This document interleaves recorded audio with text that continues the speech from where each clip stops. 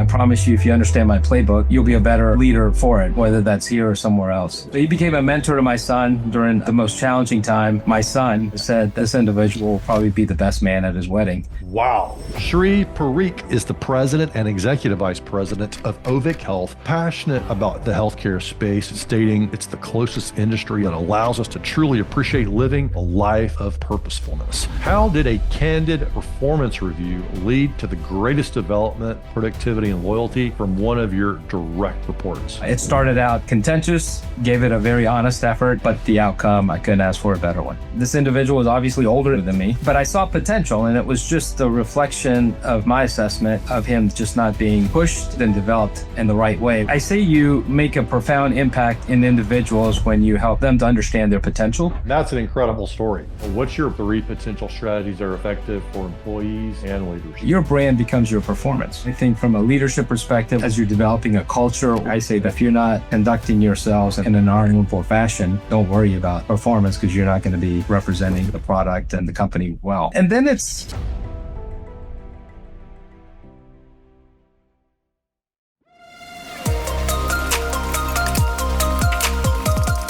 Hey there, and welcome back to Lead the Team. What if your biggest leadership breakthrough actually started with a brutally honest performance review? Well, today's guest, Shri Parikh, didn't actually just turn around an underperforming team member. He actually changed that person's life. And in return, that person actually mentored his teenage son through one of the most difficult chapters of his life. And the result, well, a lifelong bond and a leader was reborn. And just wait until you hear about the results of all 3 people involved here. Incredible. Now, Shri is the president and executive vice president of Ovik Health, a subsidiary of the legendary Milliken Company, recognized for over 160 years of innovation and values-driven impact across the world. And also, in this interview, you're going to hear, and Shri actually reveals how purpose, performance, and personal values all come together to shape the kind of leader who builds trust that actually transcends the workplace. And if you've ever wondered how to lead with heart, more impact, and legacy, then this episode is for you. Let's jump in. great to be here. I feel like I need to run out on the court and give you a high five. Quite an introduction. Thank you. Man, it's so easy when you got a background like yourself in such a cool industry and company. Let's kick this off.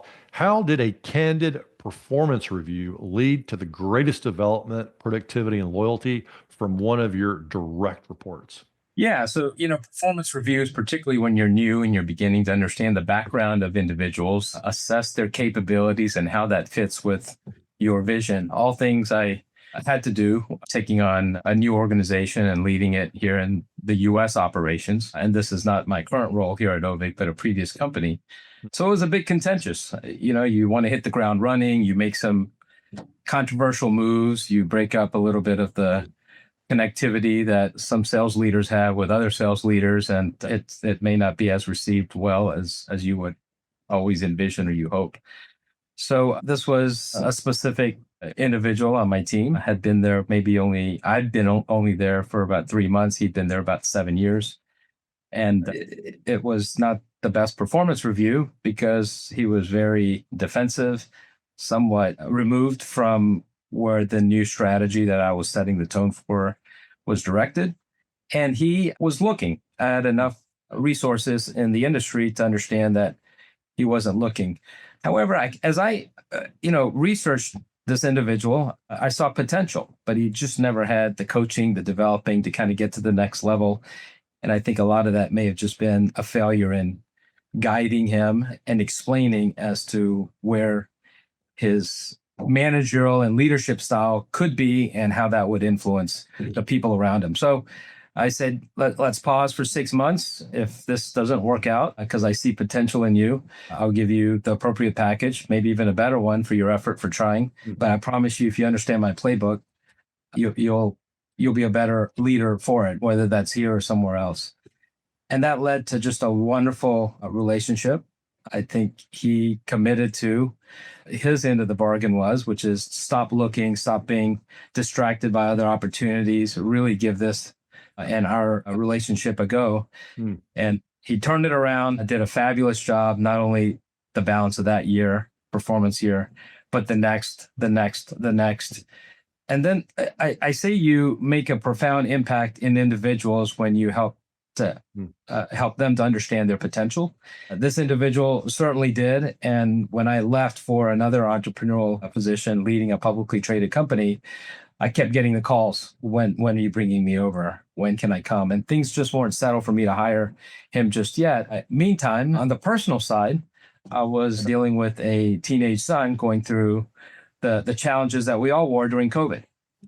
And I said to this individual, I said, look, I think of you as someone that's kind of crossed over to being a great, profound friend, not just somebody that I've had the pleasure and privilege of leading, sometimes even through difficult times, such as that earlier story I just shared. I said, how about you becoming a mentor to my son during this challenging time while I find a stable ground for you in this new company or wherever I end up?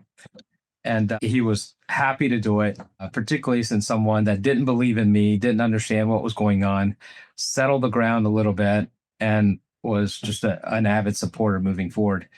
So he became a mentor to my son during the most challenging time. My son improved significantly, during those COVID years. Sometimes kids don't talk to their mom and dad or their sibling, in this case, his sister. They speak to an outsider. And this outsider, I hosted parties and other things in our home. My wife and I do that with my leadership team. So he'd gotten to know this individual quite well, but not anywhere close to this type of capacity. And that arrangement now is 5 years old. He is thriving, starting med school next year. And it's because of this individual and their almost bi-weekly conversations that they have. So I share that because not only did we get the type of performance you want in the workplace, but as I often have attempted to take advantage of, how do you weave the personal and the professional together and that impact that it can have? And my son has said that this individual will probably be the best man at his wedding because of the relationship that they fostered. So it's just a wonderful story. And it started out contentious. We gave it a very honest effort as to let's make this work. If it doesn't, we part. You'll thrive somewhere else. We'll thrive, unfortunately, without you. But the outcome, I couldn't ask for a better one. Wow. I'm kind of speechless because I've got so many interesting questions, and that's an incredible story. First question is, when you come into a new organization and you saw this certain relationship or the person or whatever, it might not be a good fit. Do you let the dust settle for a long time as a leader, or are you a leader who's thinking, okay, I've got to get the right team in here immediately to make things sort of like right the ship? How do you think about? I want to ask about everything else, but that's the first question I have about it. I think what it comes down to is your experience. There's a lot of intuition that goes into the gray hair that I've unfortunately been able to develop through the years. And sometimes you just know. You see the work ethic, you see the composition, you see not just the sales results, but there's a whole menu of variables that you assess. So similar to this individual's colleagues, I was making some very quick decisions to exit those individuals. And this individual, I was able to read a different style and see a different degree of potential. He wasn't demonstrating all the behaviors I would have liked, understandably, because I was removing a lot of his security nets around him. But I saw a potential. This individual was obviously older. He is older than me. But I saw potential, and it was just a reflection of my assessment of him just not being pushed and groomed and developed in the right way, which, to his credit, he was very sincere in his commitment to me that he would allow me to share my playbook and what that would result in to just not his incredible achievements, but that of his team, which he then began to lead in a different style in a different way. So all of those led to us having record results in a sales performance capacity, not just for his area of the country, but our division and the country overall. So it was a remarkable pay it forward type of a dynamic. And as I shared, the best one being how it crossed over, transcended into the personal side with my son. Okay, let's talk about that part. a lot of leaders want to keep their team and the people of industry sort of separate from family life because that they like to keep that separation of sort of church and state and whatnot. You go the opposite way. You're inviting them into your home, your team, you're connecting. Is this something that you have fostered or has this been your approach throughout your whole career? Or was there something that happened or a moment where you're like, you know what? I'm gonna sort of blend all this together and see what's possible. I've always been like that. So it's a great question. I've never, in fact, I'll go the opposite direction. I've never really been able to embrace how folks cannot welcome that into their personal lives because it's truly integrated. And I think it's interdependent on what you stand for, your values, your culture, what you are hoping to establish in your family life. My wife of 27 years, kids that are now 23, 21, they need to see me living what I'm preaching or what I stand for, what my wife and I have done in the household, how that's replicated and lived as I'm leading the great professional leaders in the professional world. So I think that interdependency of those type of characters, charactership and quality has to be seen on both sides. And I think that just creates a stronger foundation. You being a really sincere husband, you being a sincere dad, you being a sincere leader, and they see it on both sides. And I have to tell you, the individual that I was making a reference of, he's wanted to follow me at every company. I've been to two others since then. He's now back here with me at Ovik Health. And I have an interesting relationship because they know we believe in working hard and playing hard. And when we play hard, because we celebrate performance and results, we play hard. But we have to work hard to get to play hard. So I'm not the easiest guy to work for. They know what they sign up for. I'm not the easiest dad. I'm certainly, my wife would tell you if you're interviewing her, Ben, I'm not the easiest husband, but I am sincere. And I think most people will share with you that you know where I stand because I am rather an open book in the house setting and the professional setting. So a lot of times culture starts with the senior executive, yourself, and key traits that you're modeling. Do you see these traits modeled by your team in terms of that sincerity, that sort of blending together of work and personal life? I do. I do. And I share that even if they don't bring that to the table on the first, second, third exchange, I think as they hopefully begin to understand what has worked well for me, why it has worked well for me, I don't expect it. It's not that I talk to my VP of HR or operations and say, hey, you need to start doing more of this. But I want them to innately appreciate the value of it and then conduct themselves accordingly.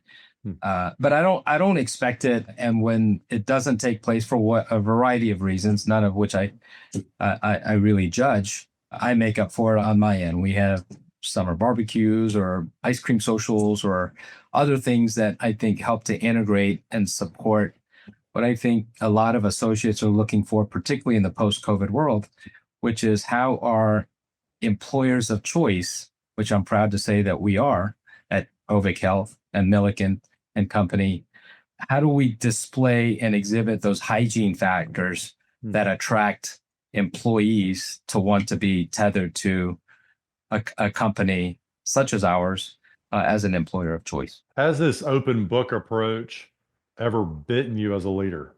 Because a lot of leaders might be hesitating and they're like, yeah, that sounds great for Shri, but I tried that once and it got weird or, or something, and that prevents them from taking the summer barbecue approach.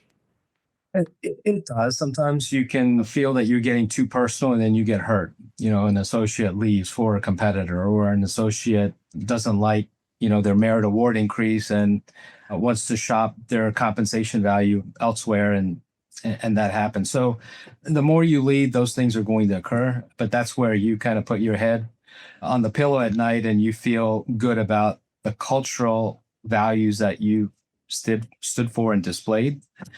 and feel comfortable that you attempted to get through to those that are truly assets to the organization. Tried to develop those that are falling shy of that with their potential that you read, and you respectfully exit those that aren't able to show that appetite of what everybody else around the team is pulling their weight and now some, since they're deficient in providing their degree of value. So I think that degree of candor sets you up for a little bit of disheartenment and disappointment. But overall, I think for me, it's worked exceptionally well throughout my career, and particularly in the leadership positions. And I can't see myself changing my playbook or my style in any way. Well, certainly it's paid off on results. Well, thank you. Now, leaders might be thinking, like, I think it's really cool. Like, okay, younger son with the senior executive for mentoring. I mean, that's pretty cool. What was it in the moment? You're like, okay, why want to mentor my son? I mean, what? Because I think it's an interesting thing. What was the thing that sort of made you make that connection? And why did you think, hey, this might work out and be helpful? So, just to kind of lay the ground game a little bit, or the ground dynamic a bit, I think a lot of teenage kids were trying to figure a lot of things out during COVID. They felt that their junior, senior years they were deprived of some of the best years because they were homebound. Um, so much like many across the world, and certainly here in the U.S., as we read about here locally, my son was quarantined in his room by choice, right, in his bedroom, and connected to the laptop for online classes that his school was requiring, and gaming with his friends, and not as expressive and communicative as you would be those years because of just activities that were outside the home. So this individual had constantly been knocking on my door, said he had, obviously learned a lot with me through our years and our relationship together. And I just said I'd like to marry the two together because by choice, my son has chosen to kind of slow down his communication style with mom and dad because he's just seeing us all the time. And here's an outsider, relatively speaking, an outsider that knew that I met and came from an area of goodness that I could introduce. And I'll tell you, the seminal moment was when I went to my son, his name's Sajin. I went to him, I said, hey, I'm going to invite, I'll refrain from disclosing his name, but this individual to kind of have a conversation with you and maybe be in your life as a mentor. And it was my son that said, okay, if he had said no or just showed any type of defensiveness on that, it would not have gone as well as it did. But he said, yeah, okay. And then this individual just had a way of removing whatever guard or defensive mechanism he may have had down. They talked about sports. They talked about everything and almost anything outside of the dynamics that was creating or putting up walls. And that led to another call, to a point where then my son was texting this individual and they were texting back. It candidly, largely started out mostly about sports, football, and other things. But then it got into him working out and what he needed to do in the gym. It got into eating habits, so lifestyle adjustments. It got into studying. My son was naturally smart, but he wasn't very good at commitment. So he got into the 7-year straight medical program, but it needed to require a little bit of effort for him to kind of perform at the high level. And this individual just got the very best from him, which is now what I can happily say he's been able to demonstrate in the professional world as well. He gets the best of the people that he leads. And that's what I was hoping he would, in this little test, was hoping I would get with him by bringing him together with my son. Well, I got to chill hearing that. And I think we as leaders, it should not feel edgy, but it feels edgy to have that introduction and to take a risk or gamble on it, but you trusted your intuition. And if you're a problem solver by nature, if you're looking at how people can come together, which I hope all leaders are, that's something that you could really do for people is make those introductions and instead of set up those relationships in a positive way and see where they go. And you're planting some seeds with me personally. So anyway, this is really a cool moment. Now, I want to fast forward a little bit in your career because healthcare, like why healthcare? Like, yeah, like I mentioned a quote earlier on about feeling it's the closest industry to appreciating a life of purposefulness. Maybe give Yeah. us a little bit more on that and why healthcare and why are you going so deep on that as a leader? Well, as you learn to do well in the introduction, my name is unique. I come from an Indian heritage, and in just the cultural upbringing that I had, a long history of physicians. I was told ever since I could stand, you'll be a doctor. And the medical profession or engineering or something which is fairly common in my cultural ethnic background is so that you can make a difference and leave a legacy in the profession and trait that you have.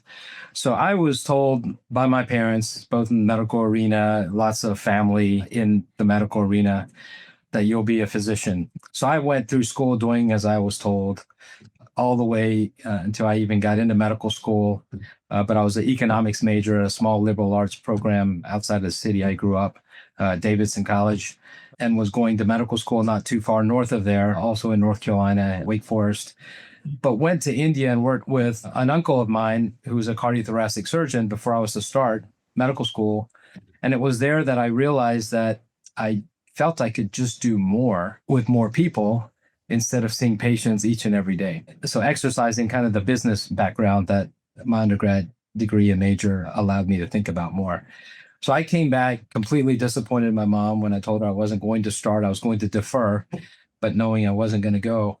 Medical school, went a little bit more, double down on the business side, got some business degrees, got into pharmaceuticals, and worked my way up into management in the life sciences medical device arena.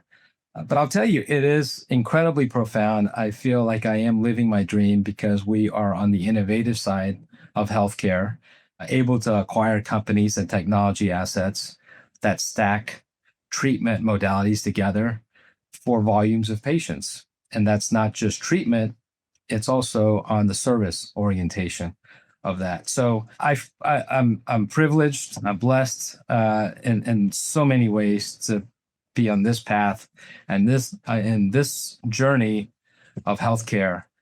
And I continue to look for innovative ways to improve access at affordable cost for patients across the world. Sorry, Mom. Now your son's president. So, it worked Well, out I hope okay. she's looking down on me. She passed away quite some time ago, 18 years ago. Hmm. But I hope she's looking down on me. And if not proud of me, certainly I think she's proud of my kids that have followed the path that she wanted for me, who did not listen to me. They were equally rebellious. But how can you tell your kids not to follow their path of where they feel they can make a difference? Well, I love so many things about that story. One specifically, you didn't just go right into medical school. You went and spent some time with your uncle, right, to see what it was like. You and and I don't want to put words in your mouth, but if you had not had that experience and then made that pivot, you might have started medical school. I And would just have. So, well, I should say I would have because I was debating a lot of things then, but I would have followed the marching order, that I was given by a fairly tiger tiger mom environment. yeah, So that would have been my trajectory. And look, I can probably tell you I would have pivoted at some point, but I would have invested a lot of years in getting the degree, maybe practicing, and who knows, I probably would have juggled the two, may have been even better. But I'm happy and blessed and pleased with the decision I made at the time. you found a way to get hands-on early on. I'm not saying you weren't doing heart, you weren't operating on the heart specifically, but you were getting close to it. And then because you made that pivot earlier, you saved time, probably money, and you were able to find a way to combine it with your business interest and make magic from that. I think that's a bold move that I think a lot of people can benefit in their careers if they can find a way to get closer to the work itself before they invest all that time in the education. It could be a great accelerator. Yeah, you're absolutely right. So I think that exposure kind of goes back to the earlier questions that you asked about this individual that I had the pleasure of introducing to my son and the great relationship that they fostered. But mentoring and that connectivity of constantly being exposed to people, diversity, different schools of thought, it stimulates your mind, and then you make, whatever choices that you feel are best for you moving forward. Thinking about Ovik Health and Milliken, when people hear Milliken, they think of legendary materials manufacturer, right? Like a big iconic brand. And they might be saying, well, why Ovik Health? What is the relationship there? And how has it been helpful to sort of combine powers between the two organizations? Yeah, it's great. So we came into Milliken as the most recent division. There's four divisions with Milliken and Company. We started out, as you well shared, 160-year-old family-owned company in textiles, and now we've added chemicals, which is a significant portfolio and business for us, and flooring division, so commercial carpet, etc. And then we got from textiles and our strong heritage, we got into fibers and different types of knitting and creating different types of dressings. And dressings led to an acquisition, which is why I'm up here in the Northeast, of a company just outside or north of Boston that was in compression tapes and compression bandages. And that opened up our portfolio and demonstrates the significant investment we should be making in healthcare to balance out Milliken and Company. And I'm proud to be here for so many reasons, but the family value, the heritage, what we stand for, my ethos, of which you are getting a bit of a sense of, aligns so well with the family here. And we pride ourselves being completely off of the public market. So we are a private family owned company. It gives us the autonomy just to do what we believe collectively to be correct and right, to live out our passion and our mission of leaving a legacy for generations to come. How do you show up as a leader with the other divisions? Because they have different clients, they have different marketplaces. And I think from a diversification standpoint, it's a good move, right? Because you're not married to rise and fall of one industry. You've got a lot of different options. But how are you thinking about communicating? Because there's going to be some different language. I mean, I guess the culture of the company is the same, but I mean, you're in healthcare, man. It's a Yeah, whole different animal than people who are selling, carpet or yeah, chemicals. yeah, yeah, yeah. Well, it's a great observation and great ask, because we do have, I often say, we got remarkable dynamic range between our portfolio products, right? We make clarifiers that go into water bottles, to the material that go into airbags in each and every car, to bandages that help solve diabetic foot ulcers and help those heal better and faster, so patients don't have to have amputations and they can walk again and be more active citizens in their lives and communities. So there's a lot of dynamic range, but I will tell you, and I think you touched on this, the very common thread that's weaved between all of us is our ethos and our values. So whether your customer is on the chemical side or one of the large car manufacturers, or it's a health system that I'm dealing with, your character, what you stand for, what we collectively stand for, it's template. We are one and the same. We're proud to be where we are. And I think as customers begin to make judgment as to why they want to partner with you, buy from you, see value in you, I think it's your character, number one, that they're assessing. And then it's your product, your deliverables, all the things that we need to show credibility and honoring our commitments as a customer. We make sure that we're honorable in those expectations. Yeah, so good. You kind of go back to, well, what do we have in common? It's the values, and we connect on those, and our language and our strategy all kind of gravitates from that. And it sounds like it's a winning recipe for you all. Starting to wind this up, man, we got a lot more questions. So I guess we'll have to do a part two here. But what's your parting thought? And I'm thinking about some strategies that you've seen that are effective, maybe three potential strategies that are effective for employees and leaders. or employees who are leaders, however you want to think about it, but success strategies. Yeah, I don't know if I'm nailing it completely in the manner that I understand you're asking, but I think performance becomes your brand. So you have to deliver. And I think from a leadership perspective, whether you're a people leader or you're an individual contributor, but your brand becomes your performance. And I think that that has to align with the expectations that the workplace environment has clarified for you. So performance is critically important. Integrity, ethics, honorability, your character, as you're developing a culture or to the individual people or associates or employees directly, matters significantly. And I say that trumps really everything. You can have the best performance in the world, but if you're not conducting yourselves and representing the organization you work for in an honorable fashion, don't worry about performance because you're not going to be representing the product and the company or the brand well. And then it's, I think the creativity, being able to find solutions. So it's active listening to what is it that the individuals on the other end of the table need.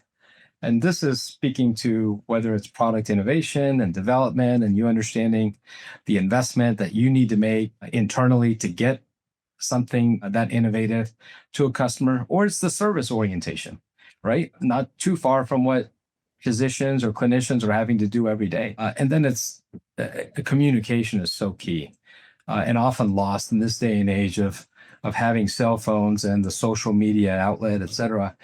I think the ability to communicate sincerely, honestly, without the compression of time and ERM systems and other things that kind of are innovatively manufactured to help ease that. It's just talking appropriately and sharing why your decision is this and what do you represent and why.